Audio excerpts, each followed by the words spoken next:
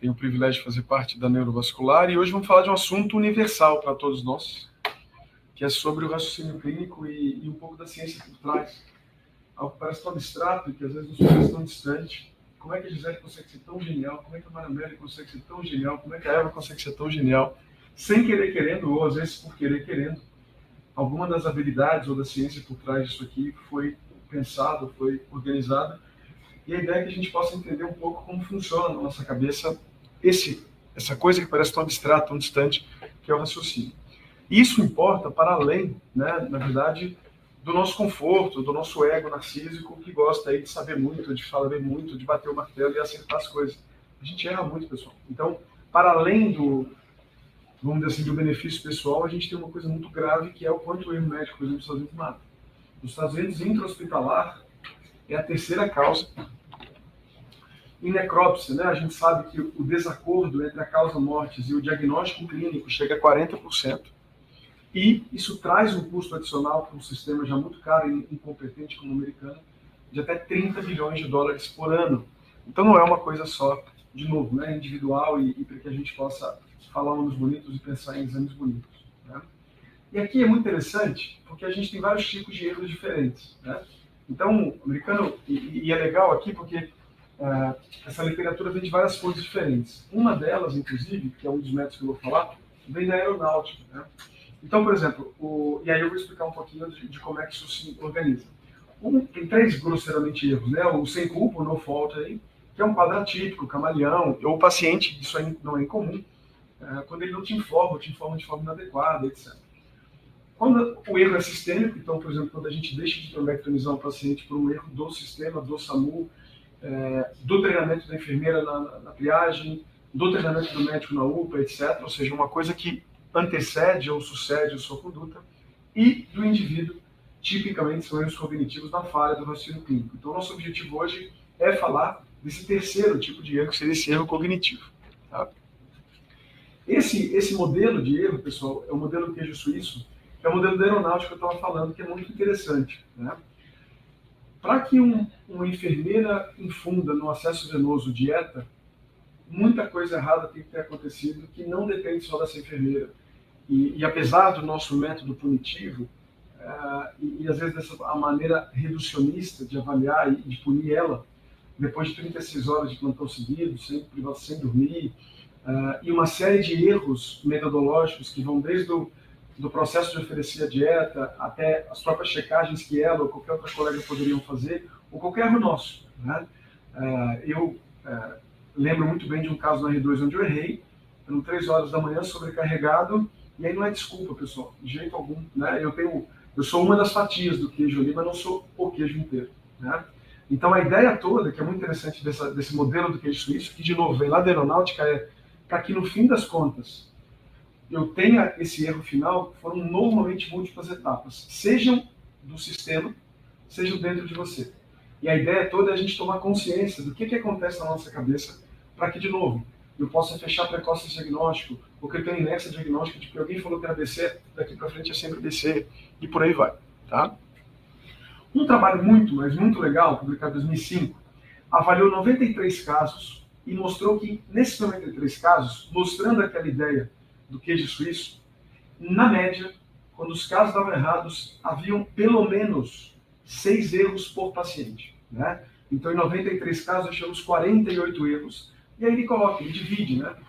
Da onde veio esses erros. Então, 7% foram por atipias do quadro, 20% por doenças sistêmicas, por prejuízos sistêmicas que não dependem do indivíduo, e, grosseiramente aí, 3/4, 75%, tinham a ver com os erros cognitivos do profissional de saúde. Né? Então, muito interessante, já temos 20 anos esse artigo, não deve ter mudado muita coisa não.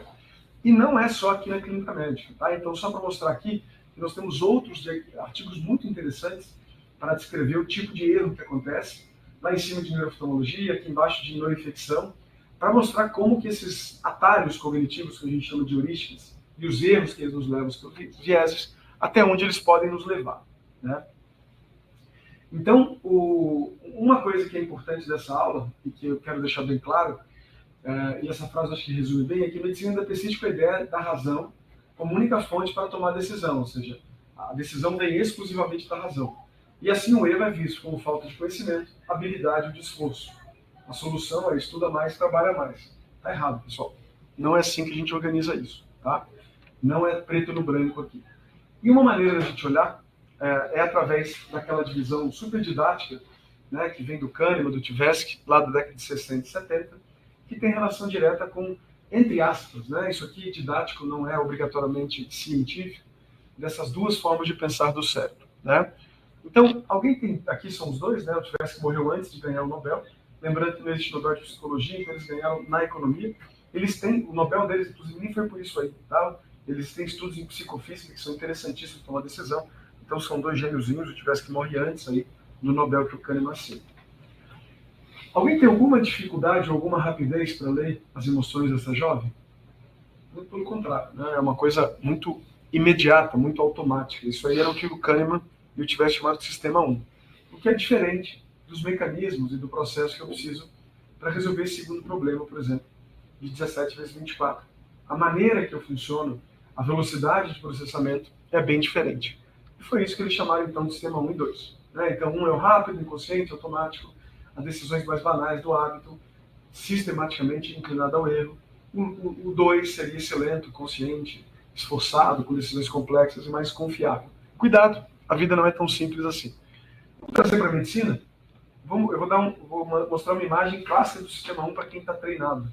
O que é isso, pessoal? Não é para pensar, né? Se você viu uma vez, você vai ver o resto da vida e você nunca vai bobear. A maldade dos ossos, isso existe. É quando a dor vem antes da vesícula, é quando não tem vesícula, e por aí vai. Mas quando está isso aí, ninguém tem dúvida do que fazer. É muito diferente disso aqui. O que eu estou vendo aí? Sei lá, deixa eu olhar. Está vendo qual o contexto? Essa imagem está meio inespecífica. Pois é, sistema 2.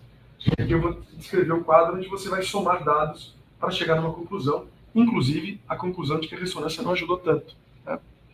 E aí tem uns trabalhos muito, mas muito interessantes, mostrando que existe uma relação de tempo, de resposta e acurácia. E, claro, de expertise também.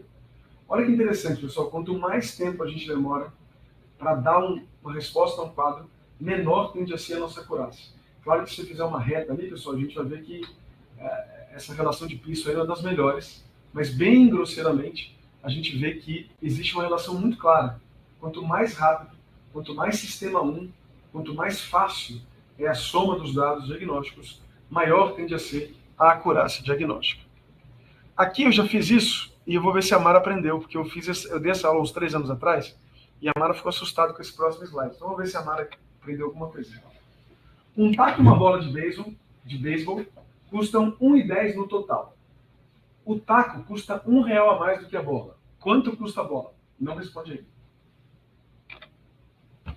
5 máquinas levam 5 minutos para lavar, para fazer 5 camisas.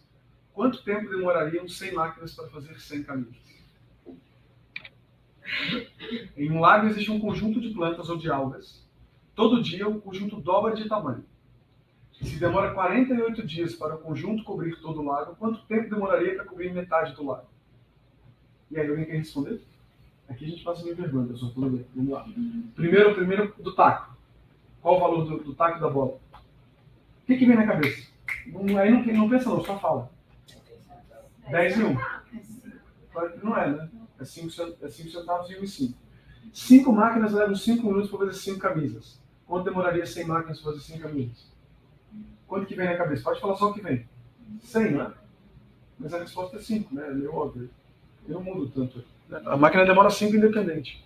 Em um lago, dobra a cada dia. 48 dias. Quanto que vai ser a metade disso? 24 ou 47? 47, né? Ela dobra a cada dia, então o último dia é 47 para o lago para metade. Deu bem, né? Isso aí tem nome, pessoal. Isso aí chama CRT, né? Eu vou mostrar aqui. Aqui não. Então, o Cognitive Reflection Test nada mais é do que você tentar avaliar nas pessoas o quanto que essa primeira intuição ganha, o quanto que ele permite parar um pouquinho para poder deixar uma segunda perspectiva ou sistema 1 e 2 entrar aí, tá? Isso, de novo, é trabalhado na economia, mas isso tem uma série de impactos, por exemplo, Adivinha o que o TDAH faz? Cai direto na primeira resposta. Qualquer dificuldade pela impulsividade. Pela impulsividade. Jogadores, né, gaming disorders, qualquer comportamento abusivo, seja de substância ou comportamental, como jogo, sexo, blá blá blá blá blá blá, blá, vai cair mais aqui. E aqui existe também uma coisa interessante, eu não botei esse trabalho, mas também tem, que eles pegam os alunos de medicina no primeiro ano e no sexto ano e fazem testes, claro, que diferentes. A gente ganha, na teoria, se você for bem informado, no sentido de calma, porque essa primeira ideia não obrigatoriamente acontece. E a ideia aqui, e essa figura é muito bonita, porque eu acho que ela, não sei se você viu esse filme, deve ver, né? Isso, Perfume de Mulher, o Al é cego, né? E aqui é uma analogia boba, mas importante, onde o sistema 1 cego precisa dançar bem com o sistema 2 competente para que você possa chegar na melhor dança possível. Existe uma necessidade de uma dança, de um equilíbrio entre sistema 1 e sistema 2. E, usando esse modelo do Kahneman, felizmente, nesse artigo de 2009, o Krosker, que é um cara bem legal, assim, ele publica muito sobre isso, organizou, então, o que ele chamou de modelo universal do raciocínio diagnóstico, tá? Que vai exatamente namorar com essa ideia do sistema 1 rápido e do 2 reflexivo, tá? Então vamos devagarzinho aqui. Esse é o modelo completo, não se assustem, vamos devagar. Tá? Então esse chama teoria do processo duplo, vamos devagarzinho aqui. Então, vamos dizer que eu botei lá os Oster, tá? O que acontece nos Oster? Você trabalha por padrão, você bate esse padrão muito rápido, reconhece. O sistema 1 organiza, tá? Foi o que aconteceu nos Oster. O que é muito diferente daquela ressonância meia-boca lá com microangiopatia. Peraí, Fernando, o que é isso? É um amiloide? É uma microangiopatia de um paciente com uma lacuna que eu ainda não nem pelo corte certo para ver essa lacuna de cápsula interna? É um quadro cognitivo? É um blá blá blá. Né? E aí, quando você não reconhece, ou seja, quando o padrão não é fácil de reconhecimento, se ativa esse sistema 2, então, para organizar. E aí, olha que interessante, deixa eu passar um pouquinho aqui para ficar um pouco mais fácil. O sistema 1, como a gente comentou, é precoce na rapidez, ele tem muito a ver com o nosso sistema afetivo, então quando a gente dorme mal, quando eu não estou bem, quando eu estou pé da vida, tudo isso acaba tendo importância. O sistema 2 também vai ser inclinado ou organizado por muitas questões diferentes, especialmente treinamento, pensamento crítico, racionalidade. Só cuidado com a racionalidade, porque é um termo, de novo, que a gente acaba exagerando um pouquinho nisso. Mas o fato é que o sistema 1, quando eu sou treinado e expert, ele passa a ser muito competente, mas é importante deixar pelo menos alguma via do sistema 2 para refletir. Inclusive, na medicina a gente não fala que tem um yellow flag, um red flag, né? No sentido de que, peraí, essa história me lembra XYZ. Vou dar uma história ontem do PS, por exemplo, bem simples. O paciente com encefalite súbita oftalmoplegia. O que tem na cabeça? Nada, estou com um comunicante posterior aí. Beleza. Só que tem um setting junto. Opa, já faz pouco sentido. Então, meu sistema estava inclinando com uma topografia, inclinando com uma causa, aí de repente na história vem um setting. Ah, caramba. No fim das contas, esse cara, na verdade, tinha 34 anos, era uma mulher, esclerose múltipla com uma lesão contínua. Né? Mas aí, a gente deixou calibrar o sistema 2, aquele sistema 1 que na primeira história falou dor de cabeça, oftalmoplegia, mas sétimo, esse sétimo, para mim, vai ser o sistema 2 calibrando e falar, calma, que isso aí não está adequado. E aí, olha que interessante, né? Então, essa figura mostrando agora de forma completa. Todo o aprendizado inicial, por isso que ele dói, ele começa pelo 2. Por isso que ser interno dói, por isso que ser residente dói, por isso que viver dói, na verdade, porque a vida sempre nos obriga, de certa maneira, a estar aprendendo. Com a expertise, que vem com 3 questões, viver, supervisionar e estudar, todo o aprendizado passa por isso, você vai literalmente traduzindo o sistema 2 e o sistema 1. Qual que é a desculpa na residência? Você dá tanto plantão. Você vê tanto AVC, vê tanta epilepsia, vê tanta neuroftalmo, vê tanto tudo, você já não pensa. Ah, não é arterite, é não arterite. Ah, esclerite central, periférico. Trombolismo, não trombolismo. A ideia é essa, no começo tudo dói. Tudo é decorado, tudo tem que precisar da consciência que uma dois para trazer, mas devagarzinho, literalmente, você vai fazendo isso. E vai deixando esse aprendizado, essa expertise, te ajudar e transformar o sistema 1 em sistema 2. Por isso que você precisa de uma residência boa. Porque se você for mal treinado e transformar o sistema 2 em 1 e esse sistema for ruim, você está na água. Porque pro resto da vida você vai ter preconceitos que não vão te levar à melhor decisão e ao melhor conceito. Né? E aqui para os dois lados. Você pode ter então aí um sistema 2 overriding o 1, no sentido de tomar conta quando o 1 não dá conta, ou o contrário, o 1 toma conta do 2, e na maioria das vezes isso não é obrigatoriamente a melhor maneira. Tem neuroimagem disso? Ou seja, o sistema 2 e 1 é um dado neurocientífico? Não é, pessoal. Não é. No sentido de que não existe uma neurocircuitaria do sistema 1 e do sistema 2. Tá? Esse trabalho bonitinho, o primeiro lá em cima, inclusive, Por acaso, um dos autores, inclusive, era de Amaro, lá do Einstein, tá? Onde ele pegou médicos para tomar decisões do sistema 1 e 2 na ressonância funcional. Teve diferença de atividade neuronal? Teve, mas não foi suficiente para essa separação. O que acontece tipicamente? É que o grau de atividade cerebral muda. Muito legal isso, Tô. Isso também diz muito sobre a nossa intuição, que nem sempre está adequada. Eu vou fazer uma pergunta meio óbvia. Você concorda que a Gisele tem mais expertise do que você em alguma coisa, certo? Uma pergunta interessante. Você acha que o cérebro dela, perante um caso onde ela é expert, ativa mais ou menos do que você que não é expert? Pensa intuitivamente. Intuitivamente você fala o quê? Mais, né? Porque ela está ativando mais. Não precisa. Menos. A expertise ativa menos o cérebro. Tá? Tanto porque é subcortical no sentido de literalmente a Gisele hoje trombolizar com memória procedural. Então eu posso botar tiopental na veia da Gisele que ela vai trombolizar e vai trombolizar direito. Né? Mas o fato é que literalmente a expertise faz que eu ative menos o cérebro. E aí, falando de uma coisa completamente diferente, mas que é muito interessante, na perda de reserva cognitiva do idoso com CCL, com demência leve, o que você acha que acontece? Eu inverto isso. Mesmo aquilo que eu fazia quase sem atividade cortical, eu passo a precisar. Essa é a reserva, tá? Seja estrutural, que a gente chama de cerebral, seja funcional, que a gente chama de cognitivo, tá? Então, aqui é só para mostrar, então esses trabalhos são muito interessantes. Lá em cima, publicado na Scientific Reports do Edson Amaro, junto com um dos caras mais interessantes que pesquisa aí, cérebro preditivo, que é o Carl Friston, lá na Scientific. Tem esse artigo de EEG também mostrando, e esse artigo de baixo, muito interessante, mostrando correção disfuncional. Mas, de novo, não é porque tem circuitaria, você vai ter graus de atividade.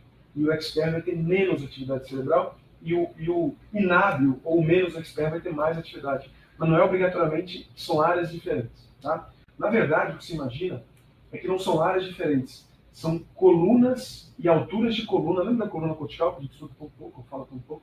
A coluna cortical tem a ver com autismo, tem a ver com uma série de coisas, e aqui também tem a ver com isso. É a etapa de processamento, inconsciente ou consciente. Né? Então, é só para mostrar que não, você não vai ter aí uma neurociência, uma estrutura, ou uma rede XYZ para cada um dos sistemas. Tá? É só para mostrar de novo que tem um certo... é didático falar sobre o sistema 1 e 2, mas não é perfeitamente como o cérebro funciona. Não é à toa que existem críticas sobre essa divisão.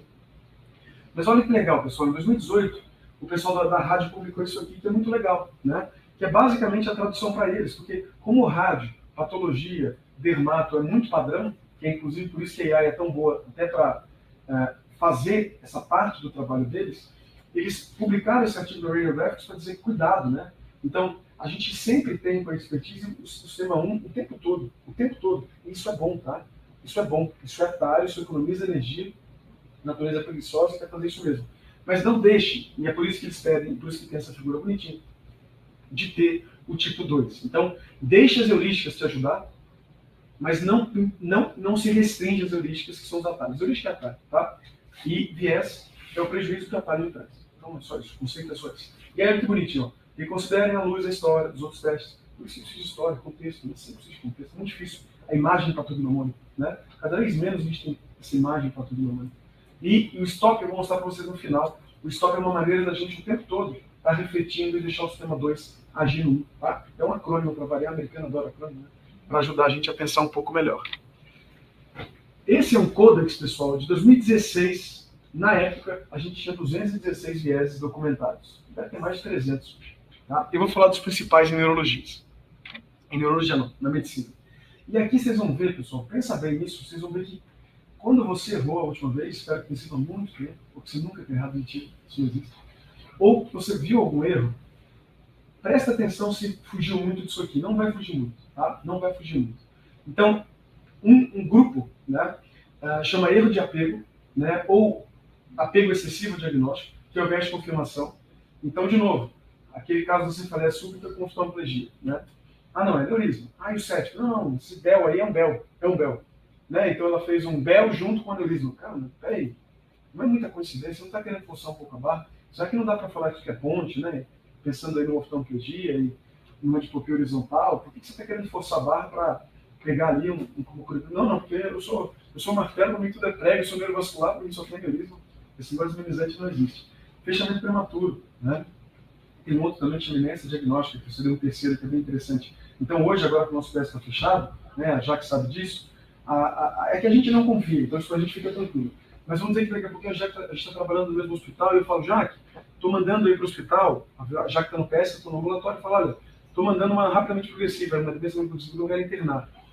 Bom, a Jaque já está com DRP na cabeça e ela vai atender a partir das características de uma demência progressiva. Ela não vai se permitir, o Fabiano falou que é uma DRP, deve ser DRP. Não façam isso. Né? A UPA, estou mandando Guillain-Barré para o PS. Quantos Guillain-Barrés aqui já que nunca tiveram nada a ver com nada de Guillain-Barré? Ou que era mielopatia, ou que era um AVC, ou que não era nada. Então, muito cuidado com esse fechamento precoce. E aí é o problema, né? Isso também tem muita literatura para mostrar, da hiperespecialização.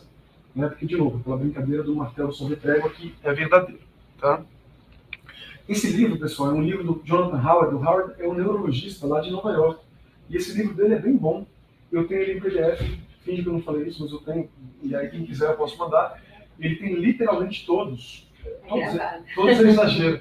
Mas ele tem aí a maioria desses erros diagnósticos. É um livro muito didático, com muitos casos clínicos. É bem bom mesmo. Tá? E aqui, como eu falei, erros por herdar o pensamento de alguém. O diagnóstico dos momentos, ou a inércia diagnóstica, o efeito de enquadramento ou comboio. Então, o que é o efeito de enquadramento? Né? Por exemplo, quando a gente tem um caso mais complexo, sei lá, vamos imaginar que a gente está no ambulatório e tem um paciente com ataxia, epilepsia e transtorno cognitivo. Né? Qual das três síndromes aí eu posso embarcar para poder somar dados para restringir o diagnóstico? Varia. Se eu quiser forçar a barra, entre aspas, para olhar pela cognição, e desproporcionalmente valorizar a cognição, eu posso comer muita bola do que a ataxia pode me dar. A cerebral, assistiva, não, nem olho. Né? Essa mioclonia tem que característica para me ajudar, eu nem olho. Então isso é importante a gente prestar atenção. Tá? Erros na percepção da prevalência, o que é muito interessante, da disponibilidade. Aí a gente vai para o rio com frequência e aí cai um avião. O que você faz? Pega um carro, sem saber que o carro tem 100 vezes mais chance de matar ela do que o avião. Porque está disponível na cabeça dela um acidente recente, né? Inclusive aquele acidente triste da Boipass que caiu, né? 2 semanas antes eu estava literalmente no mesmo avião, no mesmo voo. Né? Estava voltando de Cascavel, minha esposa de lá. Impacta muito, né? Junto com a minha filhota, imaginar a sua filhota naquele desespero chacoalha muito. Então, eu seria um que pegaria o carro, de tanto afetivamente atrapalhado que eu fiquei com aquela imagem forte do avião caindo. Mas a disponibilidade importa muito. Você já percebeu que a gente é famoso, caso raro que acontece 2 vezes? Um dos motivos, não é o único, tá? Tem coisas que a gente não controla ainda, mas uma delas é que de repente você lembra mais do diagnóstico raro, porque você acabou de ver um. E aí de repente você está mais atento. Não é só isso. A vida parece ser caprichosa, mesmo andar de 2 em 2, a gente pode estudar isso. Mas o fato é que um deles é o viés de disponibilidade. Né?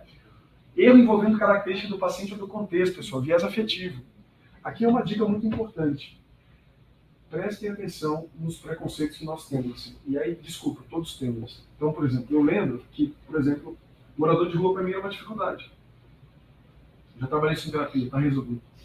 E era uma X. Mas para mim era difícil cuidar melhor, ou adequado, não é melhor, cuidar adequadamente dos pacientes.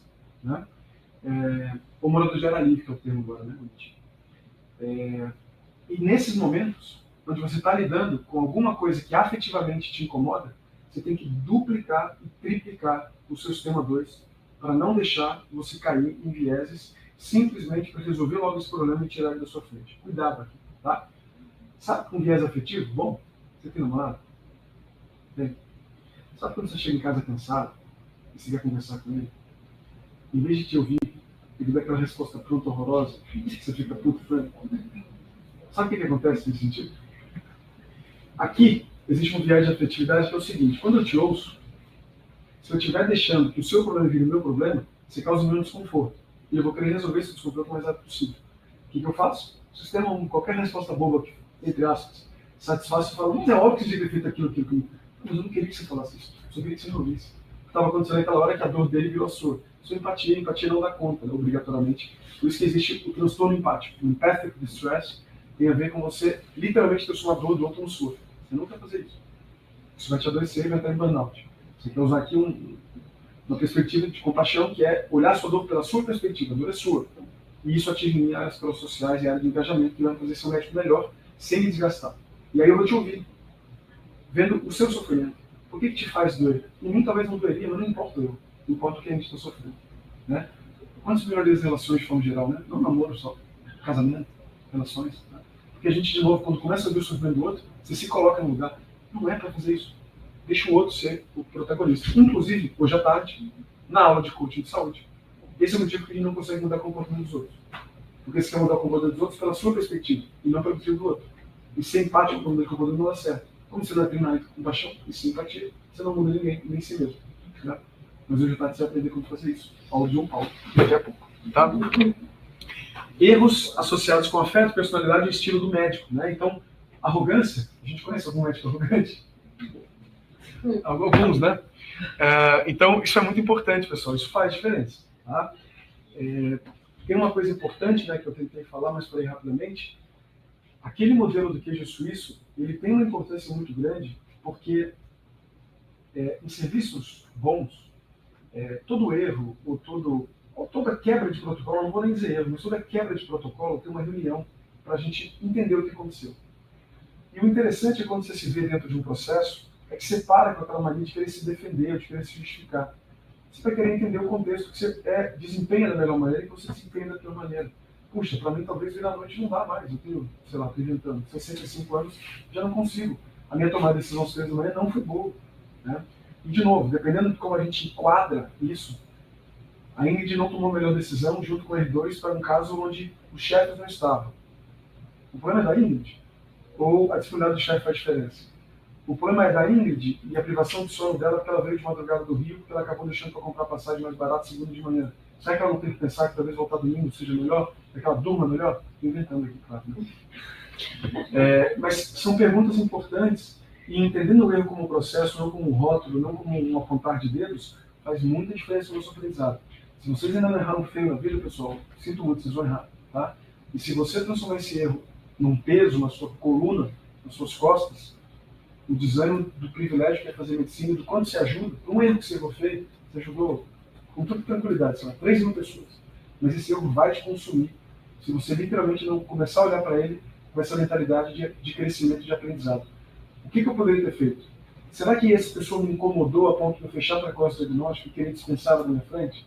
Será que nessa hora não seria muito melhor falar, olha, talvez você precise passar com outro colega porque eu não estou conseguindo aqui chegar na melhor conclusão, porque por causa disso. São reflexões importantes. Porque se eu não reflito sobre isso e deixo esse rótulo do erro virar um peso, né? Aí tem uma figurinha de autoajuda, que é autoajuda, mas não é, que é botar os erros em cima da sua cabeça, empilhando, para você não conseguir andar, ou que eles irem escadinha para você poder crescer. Isso faz diferença. E aqui não é autoajuda boa, pelo contrário, é literalmente um enquadramento que eu dou para essas falhas que tendem a ser sistêmicas, mesmo que seja dentro de mim, mas elas são sistêmicas e, portanto, é um processo que vale a pena rever. A ideia da aula é que processo é esse que eu preciso rever e de que maneira eu preciso otimizar ele para ficar melhor. E aí vamos somar um pouquinho mais. A própria Crossfairy teve esse trabalho bem bonitinho mesmo, que é o seguinte. Como é que eu erro, pessoal? Como é que eu erro aqui, né? E aí dá para entender por que ser interno é tão angustiante, por que ser residente é angustiante para tanto, por que ser chefe depois é um pouquinho menos, mas a coisa vai. Porque a gente tem vários erros possíveis aí. O primeiro que é do interno, coitado, aquele primeiro não sabe o suficiente. Ele nem sabe que existe atrito temporal. Como é que ele vai imaginar que num paciente com 85 anos, como você fala, é nova, o VHS em pó? Ele nem sabe que isso faz diferença. É muito sofrido, coitado. A angústia é muito grande. O não saber que não sabe dói muito. Né? A segunda forma de errar, coletar dados de forma efetiva. A chatice lá do PS, que história mal feita, hein, Jaque? Pelo amor de Deus, hein? Coleta de novo aí, Jaque. Tá faltando X, Y, Z. Tá vendo? Eu sei que é só enxaqueca. Por que eu vou perguntar se tem cachorro em casa? Eu sei que você já entende, já que já consegue fazer essa terceira parte disso, que é selecionar as informações. Mas vai ter coisas que você não sabe ainda, e, portanto, treinar semiologicamente sua anamnese mais ampla vai te ajudar a não cair tanto do cavalo, né? Porque coletar dados faz diferença. Tem um trabalho muito bonito, deixa eu ver se eu coloquei depois. Ah, não coloquei, tá bom. Tem um trabalho bem legal, que é o seguinte, que ele mostra tanto quanto se coleta de informações entre internos residentes, chefes recentes e chefes mais experts. Né? Claro que chefe mais expert colhe menos dados, mas os dados são absurdamente assertivos. Né? E o interno vai colher muito e não vai saber o que fazer com esses dados. Eu vou mostrar depois o que acontece na nossa cabeça aqui. Né? O terceiro ponto que eu posso errar é no raciocínio. Ou seja, que peso que eu vou dar. Né? E aqui a gente tem que pensar bem bayesianamente. Tá? Aqui a gente junta, para além do Kahneman, para além do Simon 2, o Thomas Bayes, aquele bispo que morreu, nem tinha publicado, amigo dele, o Price, vai lá e leva lá para a Academia de Ciências Inglesas e ele revoluciona o mundo falando de probabilidades. O Bayesian, que é hoje uma forma da gente fazer estatística, que não é frequentista, é a maneira que o nosso cérebro funciona. O que é distribuição bayesiana? Então, você começou a me dar uma informação. Você fala sobre confortoplegia. Opa, estou inclinando a minha probabilidade para um terceirozinho aí, talvez uma compressão aí da comunicante posterior de algoritmo. Tá bom? E de repente fala de um sétimo. O que você fez com a probabilidade do terceiro? Ixi, chacoalha para o outro lado. Ixi, mas não sei para onde distribuir. Não tem problema não. Tolerar a incerteza. Tolerar a incerteza é um dos melhores preditores de bom diagnóstico. De novo, para não fechar precoce, para não confirmar, para não fazer inércia. Tá? E um quarto ponto que a gente às vezes não faz é: achei que era descer, pulsei e não melhorou. Volta. Eu sempre falo isso na visita, né? Bateu na parede, volta.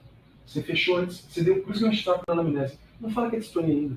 Não fala que é mioclonia ainda. Não fala que é clonia ainda, porque quando você faz isso na anamnese, você já está reduzindo demais na sua cabeça o cardápio de opções. Isso depois pode fazer você bater na parede à toa. Descreve fenomenologicamente, o paciente está obnubilado. O que é isso? Que diabo é isso? Não sei o que é isso. E o paciente desperta quando eu faço uma compressão guiada. Tá bom, agora eu sei, então examinou, a compressão guiada é o suficiente, agora não é mais. Isso também está mais fácil. Descreve, né? Isso é muito importante, especialmente na anamnese, tá? E aí como é que eu faço? E aí esse trabalho aqui é muito bonitinho, né? Essa publicação dela. E aqui ela mostra, olha que legal, né? O que eu faço para cada erro desse. Então, uma maneira muito legal que é o scaffolding, né? Então, eu chego lá no ambulatório, né? A gente tem os internos do quarto ano. Como é que eu faço esse cara entender que a doutora Eva Rocha, no doutorado dela, publicou um critério de RCVS? Miguel, você sabe o que é RCVS? Não. Você sabe o que é vasoconstricção? Não. Sabe o que é vaso? Sei. Então bora. Bora do vaso. Vaso ele sabe. Se ele sabe o que é vaso, você sabe o que é íntimo, sabe o que é média, sabe o que é gatilho? Já pode falar gatilho? Pronto. Você consegue. O que é o scaffolding? Scaffolding é andar em inglês. Você vai no nível que o cara sabe e sobe junto com ele. Isso é muito bonito. Qualquer pessoa se educa, pessoal. Paciente do consultório, qualquer pessoa. Qualquer pessoa. Tá? E a outra coisa que ele coloca, que é muito legal, que é a Crosby Correct, que é a apresentação diagnóstica. Então, a Índia interna do quinto, sexto ano está lá no PS com a gente. Índia, você lembra de quais são as cefaleas primárias? Ixi, Adriano, não lembro não. Tudo bem. Eu vou te falar duas, então, das suas principais. Uma chama migrânia, enxaqueca, outra tensional. As características são X, Y, Z, W, H e A. Vai lá para o PA agora, qualquer coisa disso, a gente chama de sinal de alarme e você vem conversar comigo. Pronto. Parece ridículo, mas só de eu ter dado para ela aonde distribuir a probabilidade de primário ou secundário, ela já veio discutir comigo muito melhor. Tá? Que é a ideia aí do Presentation to Diagnosis. Data gathering, né? Então coletar dados de forma invasiva, feedback, né? E o exame direcionado à hipótese. Então, por exemplo, Jaque, nossa R2, fantástica, não precisa disso, mas vamos dizer que era Jaque no passado ainda, um pouco mais imaturo, um pouco mais precisando de aprender as coisas. Jaque, quais são o mínimo de uma cefaleia sub que precisa examinar? Pupila, motricidade pós-clínica, rigidez de núcleo, né? Blá. Agora vai lá e examina. Do que você falou aí não tinha nada não, mas por acaso apareceu blá. Mas você, literalmente, direcionar o interno, o residente ou a pessoa, já pensando no direcionamento que a hipótese dá para a anamnese e para o exame, ajuda. Isso não é contraditório com aquilo que eu falei anterior de abrir o leque. Aqui são coisas diferentes. Eu estou te ensinando a como dar o peso para as informações. Mas no começo, na ignorância, é melhor coletar tudo e depois aprender o peso. Aquela anamnese da Infect, que se pergunta se tem pomba no quintal, é mais ou menos igual. Né? Processamento de dados, eu vou falar daqui a pouquinho, que chama RIME, bem interessante. Tá? E os SNAPs também.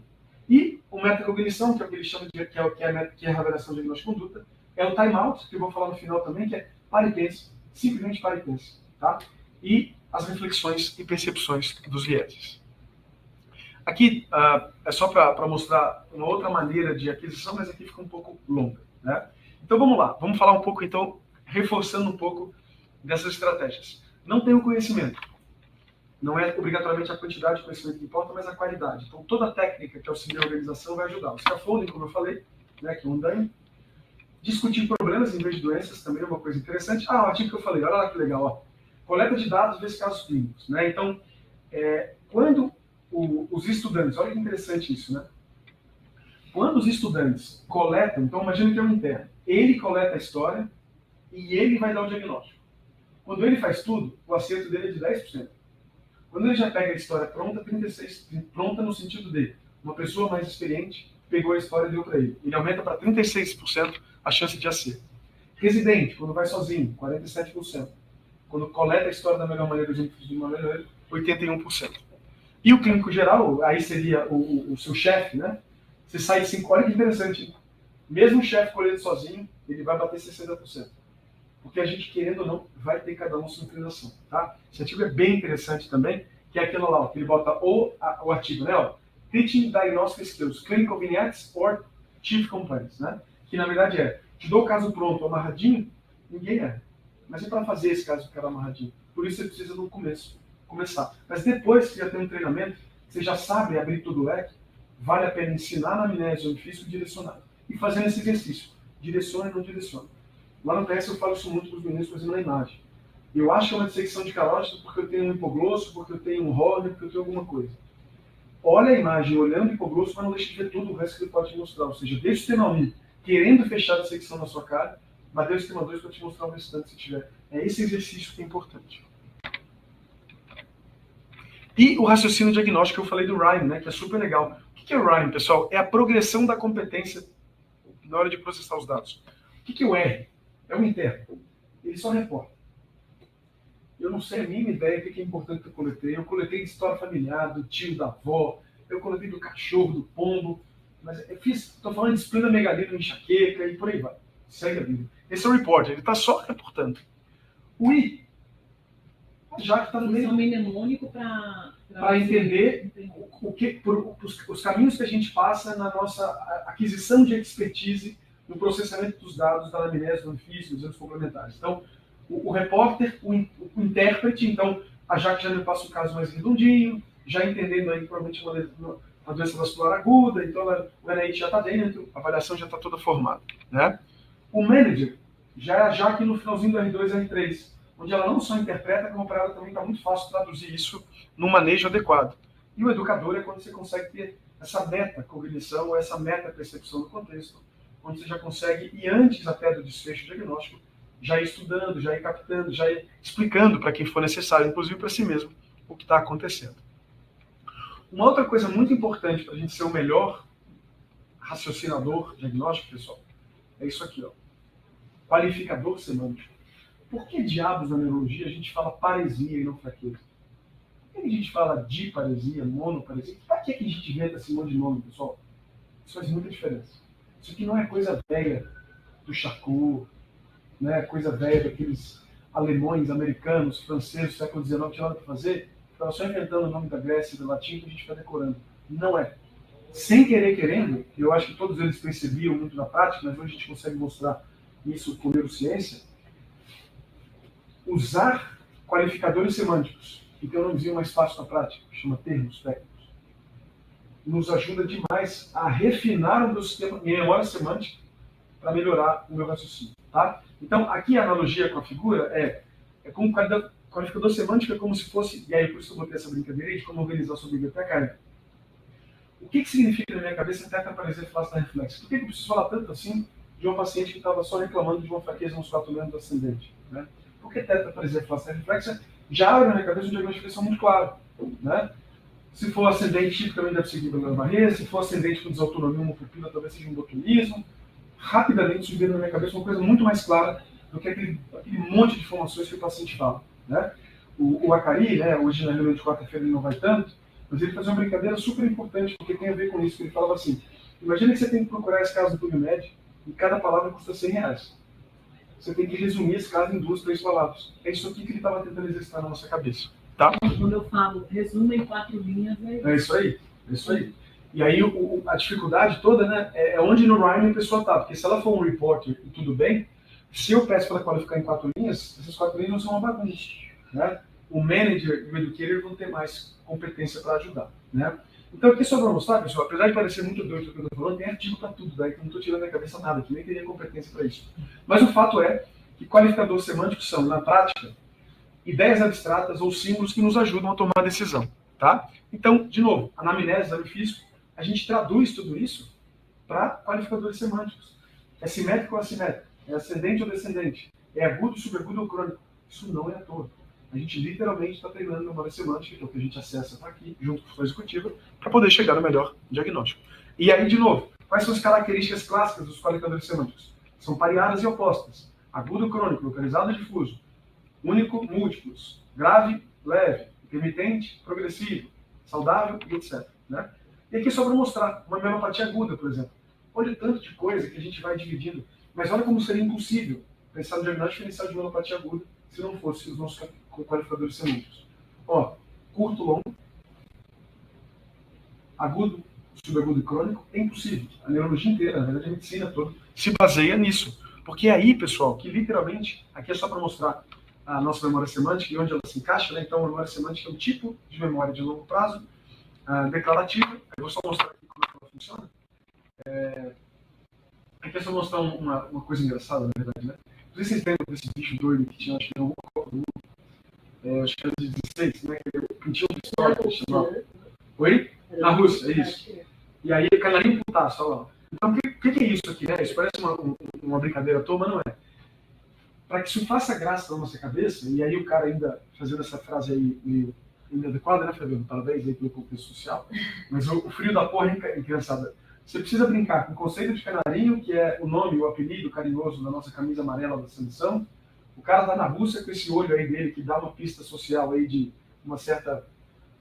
não tá muito feliz da vida. E além disso, brincando com essa ironia de que ele tá num ambiente aí supostamente feliz e alegre, e de repente é uma frase dessa onde isso não encaixa.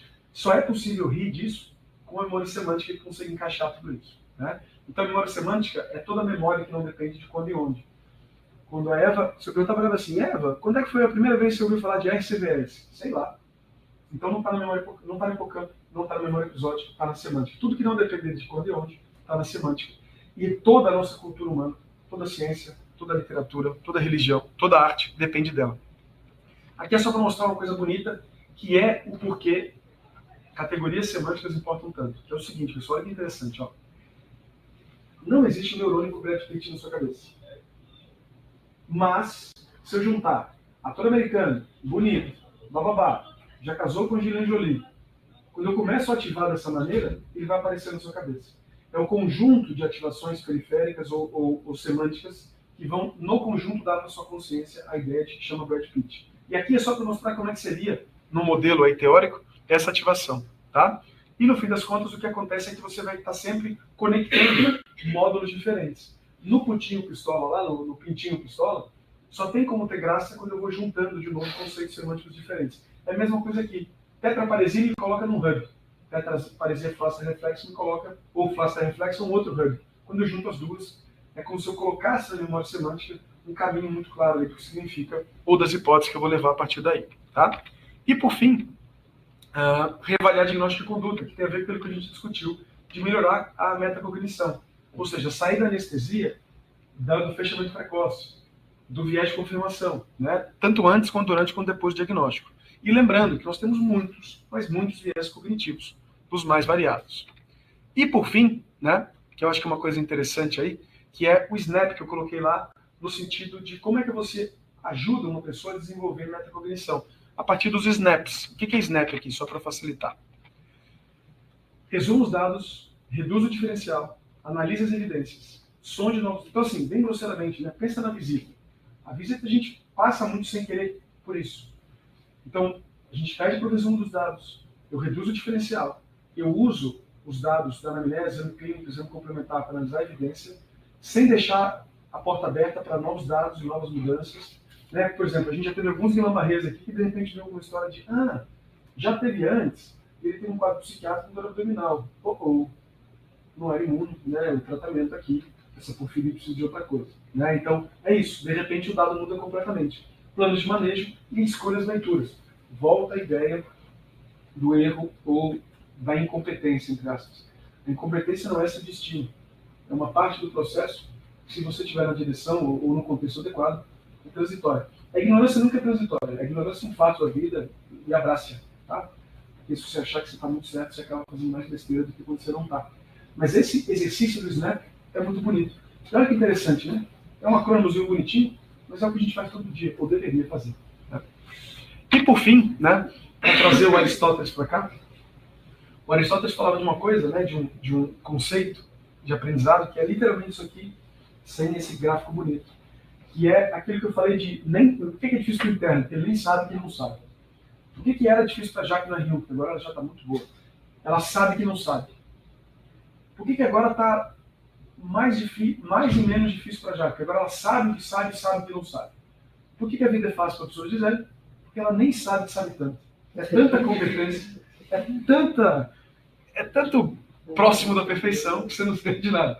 Mas brincadeiras à parte, só para mostrar aqui, pessoal, o quanto que inclusive você consegue juntar isso com o sistema 1 e o sistema 2. Então, bem grosseiramente, ó, eu nem sabia, pega o esquerdo embaixo aqui, ó. Eu nem sabia que não sabia. Ou seja, o sistema 1 ou dentro da sua arrogância. Aí, de repente, eu viro residente, falo, meu Deus, eu não sei nada, coisa horrorosa. Aí eu estou no sistema 2, sofrendo pela minha incompetência. Eu pratico. E aí eu vou para a consciência competente. Até que a experiência e a prática regular me tornam inconscientemente competente, que é o famoso, quando você lembra de um assunto, vem espontaneamente ali, eu não preciso obrigatoriamente rever aquele assunto. Claro que sempre vale a pena rever, mas não é obrigatório, tá? E aqui, para terminar, eu estou falando que vai terminar muito tempo, mas é porque esse aqui é muito legal. E aí o nome disso, tem um nome para variar tudo, tem nome, né? Competência reflexiva seria esse estímulo, né, que a gente faz para todo mundo. Aqui, só para terminar, é uma técnica, né, neurocientífica para todo e qualquer aprendizado, para todo e qualquer expertise. De novo, isso aqui parece óbvio, só que a gente não faz. Você quer ser bom numa coisa e não aplica isso para ser bom naquilo que você quer fazer. Ou porque você está distraído no WhatsApp, ou no Instagram, no TikTok, ou que literalmente você não percebe ou não permite que alguma coisa dessa aconteça. Então, esses 4 pontos, pessoal, são muito importantes. Assim. Heitor é um cara que quer ter R$1 milhão no próximo ano. Isso é específico o suficiente? Não é. Como? Trabalhando com o quê? Tá. A partir disso, qualquer outra coisa, entre aspas, que eu estou aqui exagerando, qualquer outra coisa que não seja isso, tem um nome na vida, chama distração. Tudo que te alinha chama atração, tudo que te alinha chama distração. Feedback. A cada 2 meses eu vou rever essa meta e rever o que eu estou fazendo na direção daquela meta. E vou tolerar, perceber se eu estou na direção ou não. É fácil feedback. Né? Acontece um problema lá embaixo no PS, falo, Jaque, vamos apontar? Você vai calma ou já vai taquicárdica para a conversa? Porque a gente não sabe nem dar e nem receber. Né? Por isso que eu gosto do nome feedback. Porque eu acho que crítica no Brasil acaba tendo uma denotação e uma conotação um pouco pesada nesse sentido. O feedback fica um pouco termo mais neutro. Mas o feedback também tem formato para dar. Né? Primeiro, você cria um ambiente adequado, você vai dar feedback em qualquer lugar. Segundo, você começa apontando o que fez bem. Terceiro, o que não foi bem, você vai apontar muito especificamente. Adiante chegar para ele e falar, Heitor, você é um péssimo médico. Tá vendo? Você quer me ajudar ou você está querendo só que eu não durmo hoje à noite ou que eu estou lá de residência? Porque esse tipo de fala não me agrega em nada. Puxa, Heitor, acompanhando o caso lá no ambulatório, que você não viu o web, você percebeu como você estava um pouco quieto, inventando. Você percebeu como o paciente, por ser XYZ, por ser um cara bolsonarista, ele claramente estava com o boné da MST, você ficou bravo com ele, né?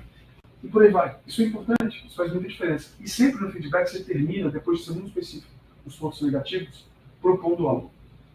Vamos ler junto aqui? Vamos se encontrar mais vezes que você possa fazer? O que você acha de você procurar ajuda para aquilo, ou a gente procurar ajuda para aquilo, né? É um feedback bem diferente do que a gente está acostumado. Não é bem diferente. Isso é muito importante. E aí, aqui, o americano também adora isso, e eles estão certíssimos. É checklist para essas situações de alto risco de viés. Tá? Então, essa é uma publicação muito legal lá do MTH, tá?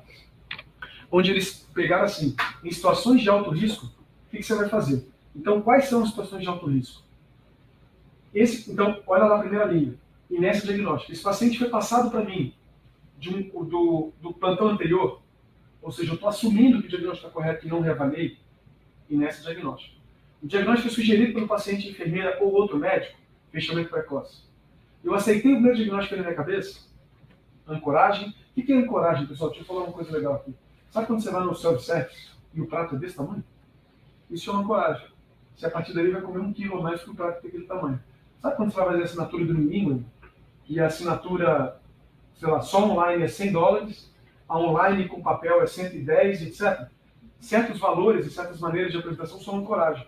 Quando você vai comprar um Doppler e a marca e os caras colocam o modelo intermediário em R$40 mil, isso é uma ancoragem para você calcular a partir dali o quanto que o modelo mais moderno ou menos moderno faz sentido. Cuidado, os caras são sacanas, o marketing faz isso mesmo.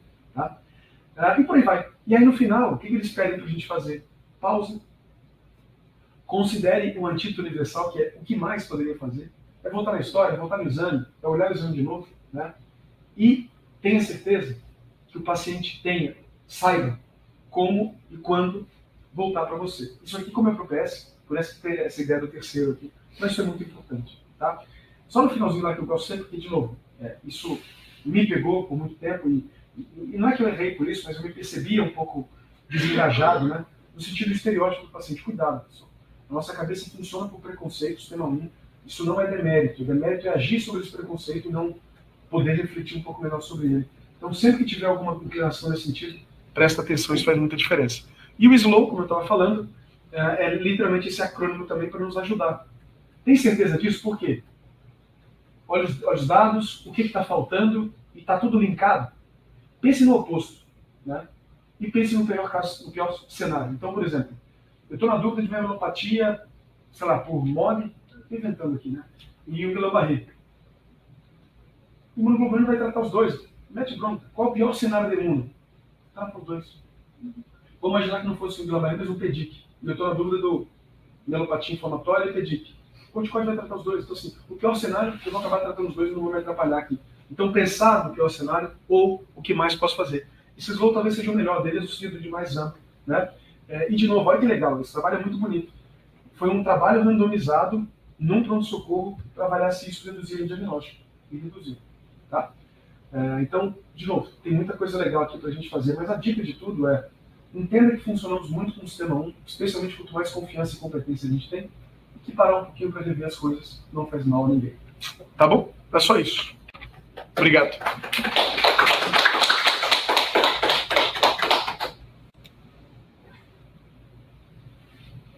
Dúvidas, angústias? Quem quiser aula, quiser mandar e-mail, eu mando aula. Esses artigos são muito legais, assim, tem muito artigo bom para vir aí. O João José, Fabiano, professor em Fortaleza, ele foi em aula no Jornal, ele tem uma prática super interessante e ele sempre fala assim, quando ele faz essa palestra, né, a especialidade inicial dele, sempre que o paciente passa com ele há muito tempo no consultório, depois de um tempo, uns 2 anos, ele fala assim: faz o seguinte, faz de conta que você nunca me viu, conta a tua história de novo. Começa, porque às vezes realmente assim, é impressionante como você está naquela heurística, né? Usou só o sistema 1 e fez aquele diagnóstico e é incapaz de pensar fora da caixa. Fantástico. Né? Então eu acho isso